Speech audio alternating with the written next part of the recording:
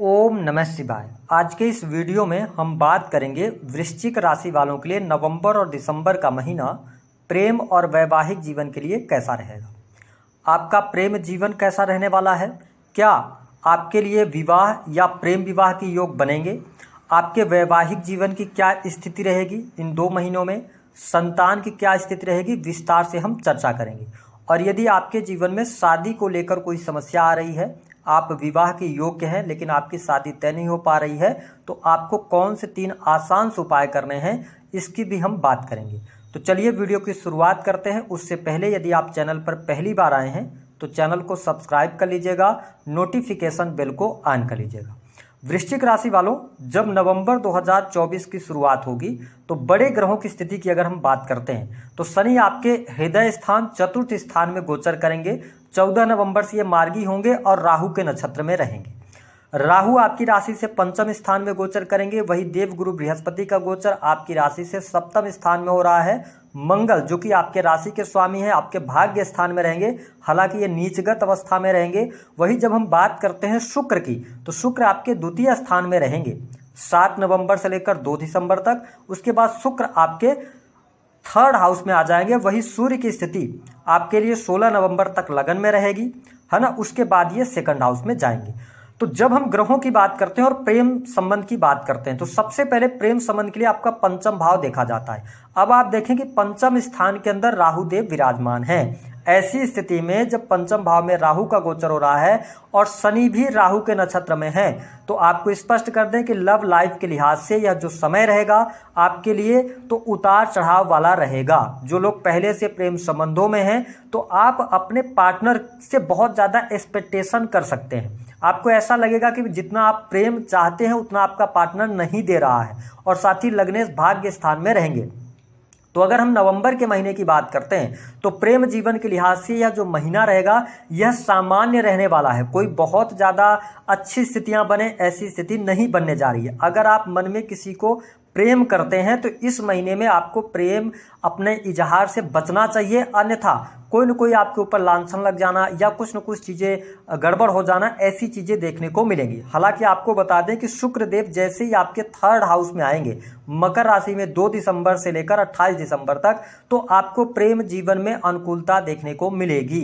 यानी कि प्रेम संबंध में आप ये समझ के चलें कि इन 2 महीनों में बहुत अच्छी लव लाइफ आप देखने को नहीं पाएंगे। उतार चढ़ाव की स्थितियों के साथ में आप आगे बढ़ेंगे। अगर आप पहले से रिलेशनशिप के अंदर है तो भी कंट्राडिक्शन रहेगी, उतार चढ़ाव की स्थिति रहेगी, भ्रम की स्थितियां बनी रहेंगी। अब मैंने बताया ना कि आप प्रेम की तलाश में रहेंगे, ऐसी स्थिति देखने को मिलेगी। लेकिन एक अच्छी बात यहां पर वह हो रही है कि अगर आप लंबे समय से रिलेशनशिप के अंदर हैं तो क्या आपके लिए विवाह के योग बनेंगे या नहीं बनेंगे। तो ध्यान दें कि जब भी विवाह की बात आती है तो सप्तम स्थान को देखा जाता है, और आपके सप्तम स्थान के जो स्वामी बनते हैं वो बनते हैं शुक्र, लेकिन आपके सप्तम स्थान से देवगुरु बृहस्पति का गोचर हो रहा है। ऐसी स्थिति में पंचमेश होकर आपके सप्तम स्थान में आए, तो जो वृश्चिक लग्न अथवा वृश्चिक राशि के जातक लंबे समय से रिलेशनशिप में हैं, अगर आप प्रेम विवाह की तरफ आगे बढ़ना चाहते हैं तो 14 नवंबर 2024 के बाद का टाइम फ्रेम आपके लिए बहुत अच्छा है। यानी कि नवंबर और दिसंबर के महीने में आप प्रेम विवाह की तरफ आगे बढ़ सकते हैं। आपके लिए परिस्थितियां अनुकूल हैं देवगुरु बृहस्पति के आशीर्वाद से। वही शुक्र जब मकर राशि में जाएंगे, आपके 3rd हाउस में जाएंगे, तो यहाँ पर एक स्थिति और देखने को मिलेगी कि 14 नवंबर से लेकर 2 दिसंबर 2024 तक जिन लोगों का प्रेम विवाह हो रहा है तो ऐसी परिस्थितियां बन सकती हैं कि आपका प्रेम जो हो वह इंटर कल्चर हो सकता है अथवा इंटरकास्ट हो सकता है, या ऐसी परिस्थिति बनेगी कि आपका जो पार्टनर होगा वह आपकी उम्र से ज़्यादा उम्र के होंगे, है ना, या आपका जो रिलीजन है वह अलग होगा। ऐसी परिस्थितियां बन सकती हैं। तो यहाँ पर प्रेम विवाह का पूर्ण रूप से योग बन रहा है। मैं स्पष्ट तौर पर आपको बता दूं कि आपके लिए प्रेम विवाह का योग बना है और आप प्रेम विवाह करेंगे, क्योंकि पंचम भाव से राहु का गोचर हो रहा है। कुछ वृश्चिक लग्न अथवा वृश्चिक राशि वाले जातक या जातिका ध्यान रखें कि हड़बड़ाहट में जल्दबाजी में आप अपने माता पिता के खिलाफ जाकर विवाह वगैरह करने का नहीं सोचिएगा, अन्यथा आगे चल के आपको पछताना पड़ सकता है। मेरा काम है, हो सकता है कि मेरे जो मैं बोल रहा हूँ वो आपको थोड़ा सा बुरा लग सकता है, लेकिन काम है मेरा बताना, क्योंकि पंचम से राहु जब गोचर कर रहा होता है तो बुद्धि को ये भ्रमित करने का काम करता है, ठीक है, रिलेशनशिप को लेकर। तो यहाँ पे थोड़ा सा ध्यान दीजिएगा। अब हम बात कर लेते हैं आपका वैवाहिक जीवन कैसा रहेगा। देखिए वृश्चिक राशि वालों, वैवाहिक जीवन के लिहाज से अगर देखा जाए तो आपके लिए 15 नवंबर 2024 तक का जो टाइम फ्रेम है यह उतार चढ़ाव वाला रहेगा। आपके अंदर क्रोध की अधिकता रहेगी या आपकी वाणी की वजह से दिक्कत हो सकती है, लेकिन 15 नवंबर के बाद आपके दाम्पत्य जीवन के लिए अच्छा समय रहेगा। जीवन साथी का सहयोग मिलेगा, जीवन साथी के साथ में आप क्वालिटी टाइम स्पेंड करेंगे। इस समय अवधि के दौरान जो पहले से गिले शिकवे थे, वाद विवाद थे, वह दूर होंगे और आप देख पाएंगे कि दिसंबर आते आते परिस्थितियां और भी आपके लिए अनुकूल होती नजर आ रही हैं। यानी कि कुल मिलाकर अगर देखा जाए तो 15 नवंबर से लेकर और लास्ट नवंबर तक आपका दाम्पत्य जीवन अच्छा रहेगा, कोई दिक्कत नहीं आएगी। हाँ, 15 नवंबर से लेकर और लास्ट नवंबर तक आप देखेंगे कि थोड़ा सा ससुराल पक्ष के साथ में कहासुनी होने के योग, ससुराल पक्ष से संबंधों में बिगड़ने की स्थिति ऐसी बनेगी, लेकिन कुल मिलाकर आप संभाल ले जाएंगे। और साथ ही दिसंबर का भी महीना आपके दाम्पत्य जीवन के लिहाज से अच्छा रहने वाला है। वैवाहिक जीवन आपका अच्छा रहेगा।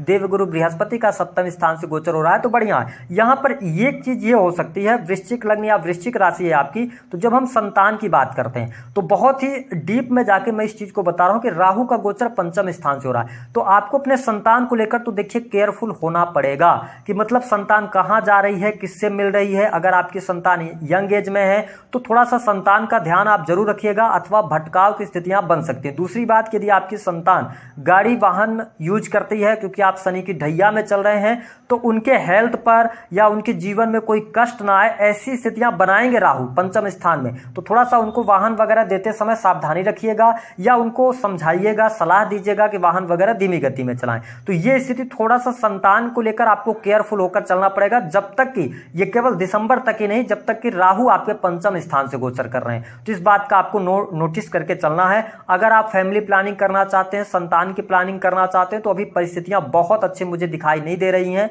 है ना। अगर आप के दशाएं चल रही होंगी तो फिर बात अलग है, लेकिन यहां पर बहुत अच्छी गोचर के आधार पर परिस्थिति दिखाई नहीं दे रही है। पहले से संतान है, अगर संतान आपकी पढ़ाई लिखाई कर रही है, विशेष तौर पर technical, IT sector, medical line, in sector से जुड़ी हुई है, तो वो ज्यादा बेहतर प्रदर्शन यहां पर संतान आपकी करती नजर आ रही है। अब हम बात कर लेते हैं कि आपके लिए वृश्चिक लग्न और वृश्चिक राशि वालों, विवाह के साथ ही अगर आपके जीवन में विवाह के योग नहीं बन रहे हैं तो आपको क्या उपाय करना चाहिए।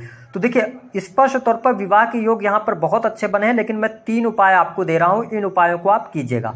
पहला उपाय ये करना है कि जिस बेडरूम में आप सोते हैं एक फुल मून का आप फोटो लेकर आइए, या आप ऑनलाइन कैफे में जाकर उसको प्रिंट करा लीजिए जिसमें पूरा चंद्रमा हो, ठीक है, और उसको ले आकर अपने बेडरूम में आपको लगा देना है। पहला ये उपाय करना है। दूसरा उपाय ये करना है कि आपको अपने नहाने के पानी में हल्दी डालकर नहाना शुरू कर देना है, और साथ ही अगर थोड़ी सी मात्रा में दही हो तो हल्दी और दही दोनों का मिश्रण बनाकर और इसके बाद पानी में डालकर आप नहाना शुरू कीजिए। दूसरा उपाय रहेगा। तीसरा उपाय क्या करना है? तीसरा उपाय ये रहेगा कि इसको लगातार 5 बृहस्पतिवार करना रहेगा। आपको करना यह है कि आपको थोड़ी सी मात्रा में हल्दी ले लेनी है। जो भी आपके आसपास कोई भी तालाब हो, नदी हो अथवा नहर हो जिसमें पानी साफ स्वच्छ बहता हो, उस नदी, तालाब, नहर के पास में आपको शाम के समय जाना है, वहां पर कुछ टाइम तक बैठना है और उसके बाद भगवान विष्णु हरि को याद करते हुए, और आपका विवाह हो, शादी में दिक्कत समस्या जो आ रही हो सब दूर हो, ऐसी प्रार्थना करते हुए आप हल्दी को थोड़ी थोड़ी मात्रा में पानी में डालते रहिए।